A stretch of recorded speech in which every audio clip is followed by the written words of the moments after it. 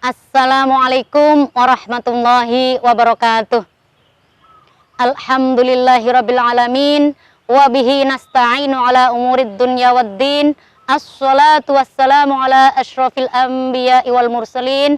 Rabbi shrah li sadri wa yassir li amri wahlul 'uqdatam min lisani yafqahu qawli, amma ba'd.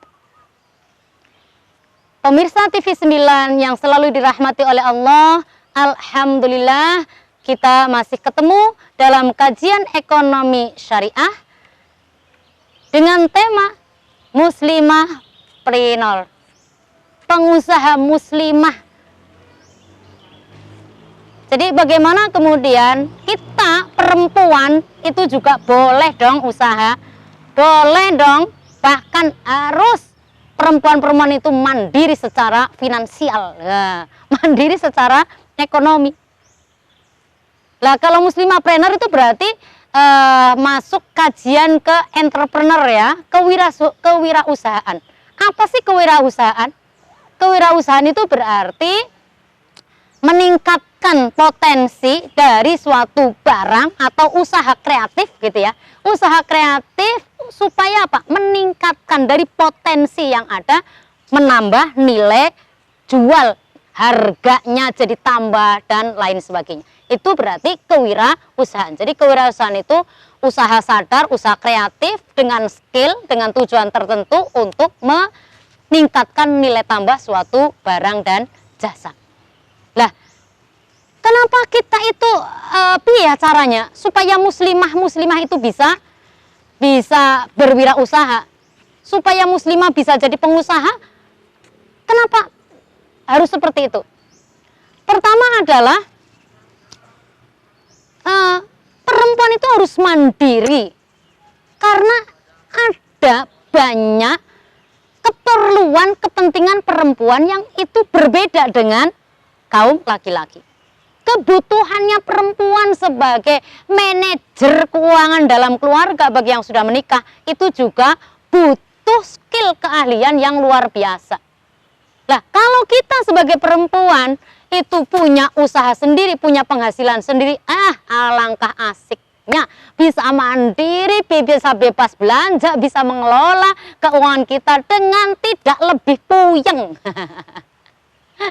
Gitu ya. Jadi tujuannya boleh enggak sih nanti muslimah itu berwirausaha, boleh enggak sih muslimah itu jadi pengusaha, boleh enggak sih muslimah itu punya penghasilan sendiri? Tidak hanya boleh, kalau untuk boem wajib.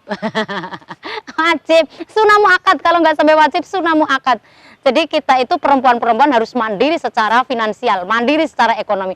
Karena apa? Pertama, ya, ini dari fakta, dari orang yang biasa curhat. Bapak Ibu, saya kebetulan itu sekretaris ya, pengurus cabang Muslimat Nahdlatul Ulama Bojonegoro yang sering dicurhati oleh ibu-ibu maupun oleh mbak-mbak, alumni-alumni dari pondok-pondok. Yang pertama, supaya apa? Supaya, bahasanya kasar ya, supaya tidak dijadikan tumbal oleh suaminya yang ngingu pesugihan. Jadi gini, kan misalnya ya, saya sebagai ibu rumah tangga, kebetulan misalnya saya nggak kerja, saya nggak mendapatkan materi ya, keuntungan materi, nggak untuk bayaran. Saya hanya mengandalkan ke suami ya, jatah nafkah, nafkah lahir oleh suami. Suatu saat kemudian saya cerita, Mas, aku loh pengen koyo koncone awak dhewek ke lo Mas, di mobil, ya. Lo ngerti bojone iki lo pegawai apa atau kerjanya apa, kok jenengan njaluke mobil. Saking cintanya suami kemudian diturutilah keinginan istrinya. Padahal apa kuwi penghasilannya itu sebenarnya nggak perlu pakai, bahkan nggak cukup untuk beli mobil. Akhirnya apa? Ya itu tadi, demi menyenangkan istrinya akhirnya salah jalan. Ya, ambil pesugihan. Padahal pesugihan itu pasti ada tumbalnya. Karena tadi yang minta adalah saya sebagai istri, bisa jadi tuh jadi tumbal. Ya. Ini saya rada guyon tapi nyata, ini fakta, bener ini, temen yakin. Kemudian yang kedua, kenapa perempuan harus mandiri secara ekonomi? Supaya nggak didesak untuk memberi izin suaminya mau berpoligami. banyak kasus. Kalau baru pertama nikah mah, Dek, apalagi istrinya hamil, awalnya sih kerja bareng, membuka usaha bareng ya, jual apa misalnya jualan bakso iku ya dorong gerobak bareng, nunggu nih bareng. Ketika istrinya punya anak hamil, itu biasanya suami udah, Dek, sampean fokus saja memelihara ngopeni ya, merawat anak-anak kita. Biar yang usaha saya aja. Oh, dilalah. Suaminya tadi punya usaha kecil-kecilan, punya perusahaan kecil-kecilan. Nah, di sana karyawannya perempuan itu ternyata menurut mata suaminya, penilaian suaminya, si perempuan ini tadi begitu berjasa dalam meningkatkan keuntungan perusahaan. Akhirnya meripati ku lirik-lirik. Intine akhirnya izin ke istri pertamanya tadi, Dek, gelem ora gelem, kowe kudu memberi izin, aku mau mempoligami dia karena dia sangat membantu usaha kita. Lu lha piye ndang? Ya, biasa gue ya, janji-janji palsu, PHP dan lain sebagainya. Kemudian yang ketiga, untuk mengukur kualitas cinta, rahmah ya, rahmah di keluarga kita. Kan kalau kita menikah kan ada tali temali pernikahan. Yang pertama adalah mawaddah, cinta plus. Cinta plus. Apapun yang ada dalam pasangan kita, cinta-cinta aja. Tapi cinta itu kadang gampang hilang. Ada yang kedua yaitu rahmah. Rahmah itu memberdayakan kekurangan pasangan kita. Rahmah juga tidak bisa dipertahankan, ada amanah. Kita menikah itu supaya nggak gampang cerai, supaya adem akur gitu ya. Setidaknya cinta, mawaddah itu tadi, kemudian rahmah, kasih sayang dan amanah itu harus satu kesatuan. Tapi gitu loh ya, hura-hurune jalan, perjalanan rumah tangga itu ternyata nggak mudah, nggak seindah dibayangkan. Banyak tantangannya, diantaranya adalah ketika masih melarat, masih miskin, masih hidup susah. Biasanya pasangan tuh mudah untuk atau kuat ya menahan godaan. Tetapi agak kaya sedikit Mas Black, biasanya justru tidak kuat dengan tantangan. Lah, kalau istrinya nganggur jegur, nggak mendapatkan orang untuk bayaran, nggak mendapatkan penghasilan, wih kadang menggok kemana-mana. Tantangannya lebih apa tadi ya? Pertaruhan cinta dan kasih sayangnya itu lebih berat. Jadi kenapa muslimah itu harus mandiri secara ekonomi? Kenapa harus menjadi muslimah trainer, pengusaha perempuan? Oh, banyak sekali alasannya. Dan yang terakhir, anak-anak itu biasanya lebih bangga kalau lihat ibunya itu eksis. Eksis orang mung nuwun sewu, orang mung kalau di muslimat orang mung hadiri pengajian tok, tetapi juga menghasilkan keuntungan atau entok bayaran dewe. Nah, gitu ya. Jadi Bapak Ibu, kenapa kemudian muslimah itu harus mandiri? Karena berbagai alasan. Lah, sekarang pertanyaannya, piye carane mandiri? Wah. Caranya mandiri yang pertama adalah kenali potensi, tangkap peluang, kenali potensi. Perempuan kita itu berbeda, Bapak Ibu. Bapak Ibu, Mbak Mas, Mbak Mas keliru. Ibu dan Mbak. Ya, jadi panjenengan boleh panjenengan bekerja di luar. Tetapi orang mendapatkan penghasilan kan sekarang itu tidak harus keluar kan ibu-ibu, mbak-mbak. Ya. Jadi panjenengan itu misalnya gini, untuk memulai usaha gampang banget. Saiki itu didukung oleh media sosial, kecanggihan teknologi. HP itu luar biasa canggihnya. Ya. Kita masak gawe pelas jagung. Dadar jagung, ya. Dadar jagung dengan campuran keju misalnya. Pagi-pagi dipoto. Ya. Dadar jagung spesial topping keju. Langsung jenengan kirim ke grup panjenengan. Grup WA, grup apa? Siapa ya yang mau pesen? Lo langsung ya. Bu Black, Bu Teguh, Bu John, podo pesen kabeh. Itu contoh bagaimana mudahnya sebenarnya menangkap peluang. Jadi nanti kita lanjutkan bagaimana caranya mandiri secara ekonomi seperti apa, caranya bagaimana memulai usaha bagi perempuan.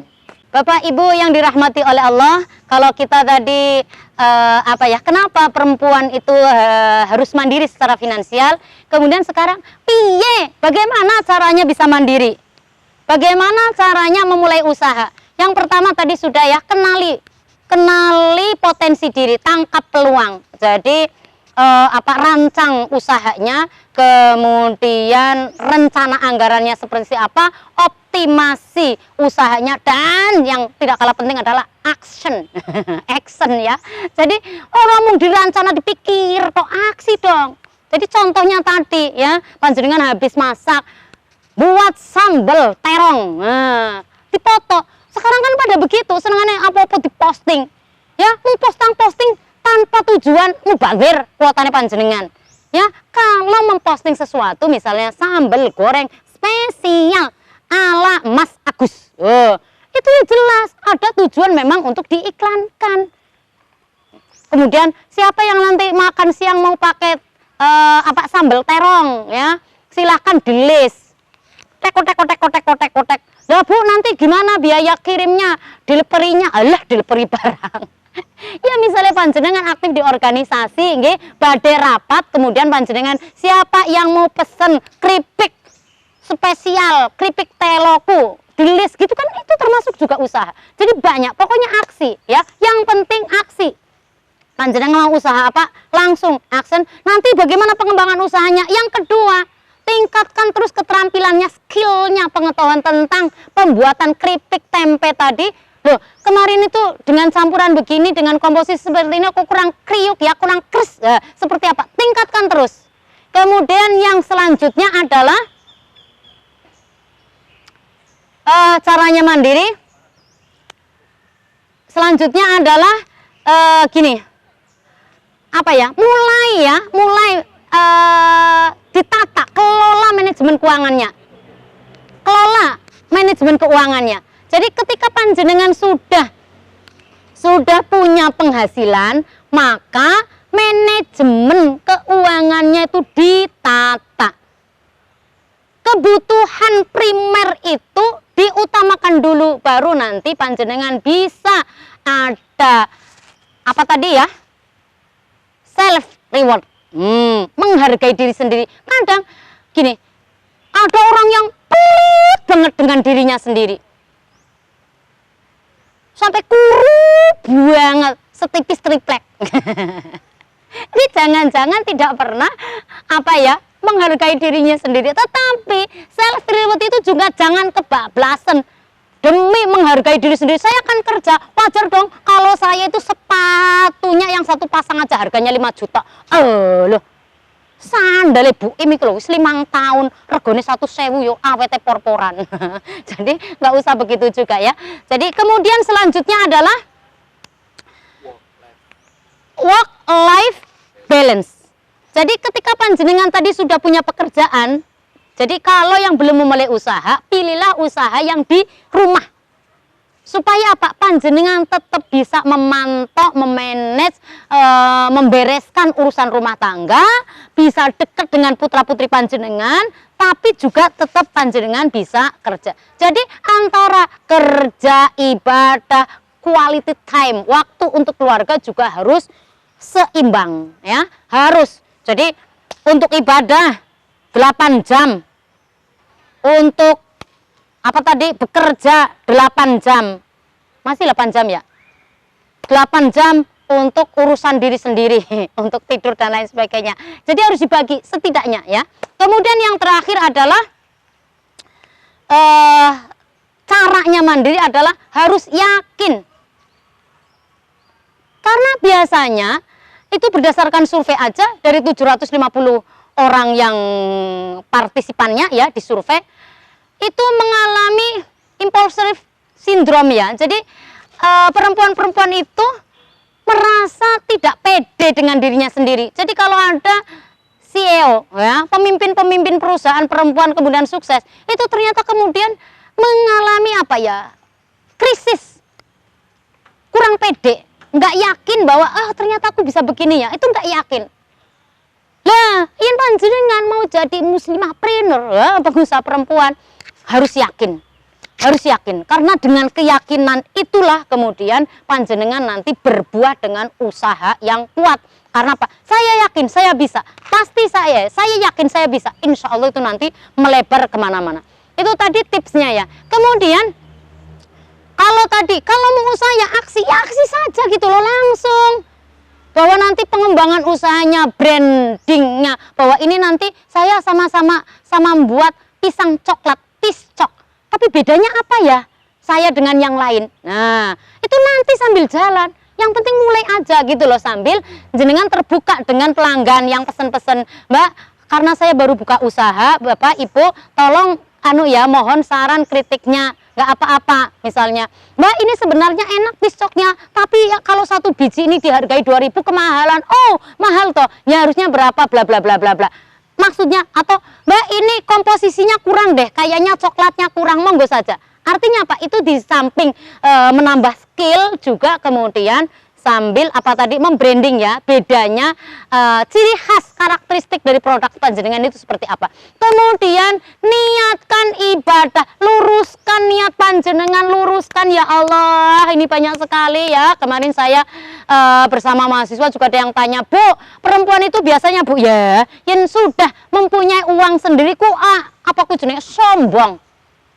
Apa Mas? Lebay, norak dan lain sebagainya. Nggak lagi hormat sama suaminya. Wah, ibu-ibu, apalagi jamaah muslimat Nahdien, pemirsa TV 9, nggak boleh begitu. Niatnya panjenengan itu ya, kalau pengen mandiri secara ekonomi, pengen bekerja, pengen mendapatkan uang, niatnya adalah membantu perekonomian keluarga. Karena sifatnya membantu, diskusikan dengan suami panjenengan. Mas, kalau saya buka usaha, kalau saya jualan ini bagaimana bla bla bla bla, nanti begini-begini. Diskusikan sejak awal sudah melibatkan suami panjenengan. Kalaupun ternyata usaha panjenengan maju pesat, ya, penghasilannya panjenengan sebagai perempuan, sebagai istri lebih besar dari suami, haram tetap panjenengan kemudian melecehkan dan sombong. Apalagi, Mas, aku kayaknya nggak butuh lagi deh punya suami model jenengan. Lebih bintang, ayo kita cerai aja. Bocah kurang ajar. Istri kurang ajar. Jadi tolong luruskan niatnya adalah tadi membantu perekonomian, ketahanan ekonomi keluarga, membantu suami, dan haram panjenengan sampai melalaikan tugas dan kewajiban panjenengan, apalagi sampai sombong kepada suami, apalagi sampai menuntut cerai. Na'udzubillah min dzalik. Dan niatnya kita menjadi muslimapreneur adalah ibadah. Bapak Ibu yang berbahagia, nanti kita lanjutkan kepada tips ya mengelola usaha kita.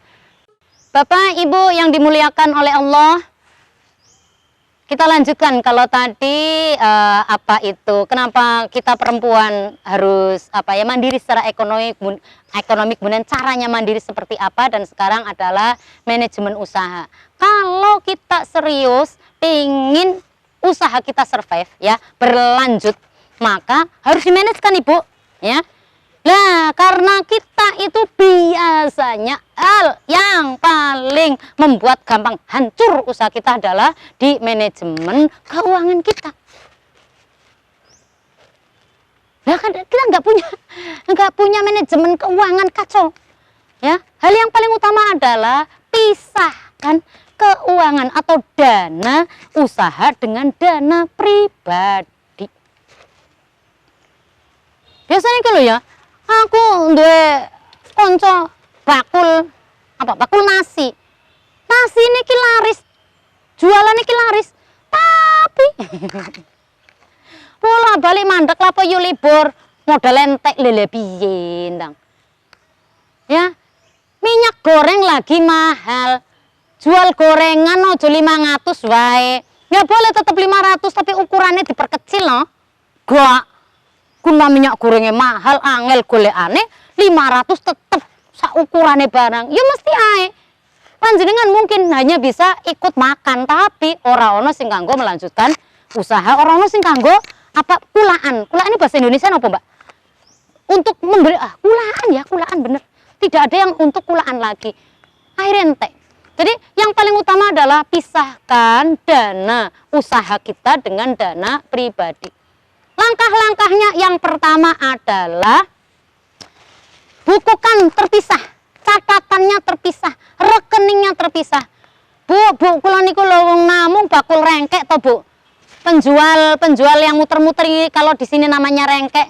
Kalau di Surabaya apa ya, Bu, rengkek. Penjual sayur yang dari rumah ke rumah itu loh, pokoknya ngono ya. Nah, itu yang pertama adalah pembukuannya terpisah antara dana pribadi dengan dana usaha. Berarti catatannya terpisah, apanya yang dipisah, Bu? Kalau panjenengan punya rekening usahanya rodo gede titik, berarti rekeningnya dipisah dong. Kalau rekeningnya hanya satu, ya berarti catatannya dipisah. Contoh, penjual tahu goreng pojokan alun-alun. Oh, alun-alun ini di alun-alun Bojonegoro, Bapak Ibu, biasanya di depan sana pojokan, ya berarti kirinya masjid. Itu jualan akeh banget. Ono molen. Molen ya bener ya, molen. Tahu, sembarang kalir. Coba, modalnya berapa? Modalnya misalnya 100.000. Loh, kok ternyata nanti setelah setelah pulang, kok mendapatkan uang 200.000. Berarti, untung berapa? Untung 100, salah. Lebih ye. Lah tadi itu modal 100, kemudian barangkali panjenengan punya asisten tukang goreng, kowe dibayari berapa? Asistennya kalau bayari 20.000, Bu, berarti tinggal 75, kemudian untuk sewa tempat dan lain sebagainya. Artinya apa? Keuntungan yang 100.000 tadi itu masih kotor. Harus panjenengan pilah-pilah, catat-catat, habis itu bleng keuntungannya berapa. Gitu. Yang kedua, buat anggaran belanja itu sing jelas. Supaya apa? Supaya jenengan berkembang gitu loh. Kalau tahun 2021 saya punya tokonya hanya satu, kemudian tahun nanti bulan Juni mau tambah, itu sudah ada anggarannya semua. Supaya kebutuhan dananya juga jelas. Kemudian yang ketiga, laporannya juga jelas. Nah, jadi laporan keuangan itu jangan nunggu kalau nanti usahanya panjenengan sudah sukses ngalamat. Laporan keuangannya sejak awal supaya bisa diketahui sakjane iku usahane panjenengan itu tadu hanya sekedar jalan ataukah untung gitu loh. Kemudian dievaluasi. Evaluasi.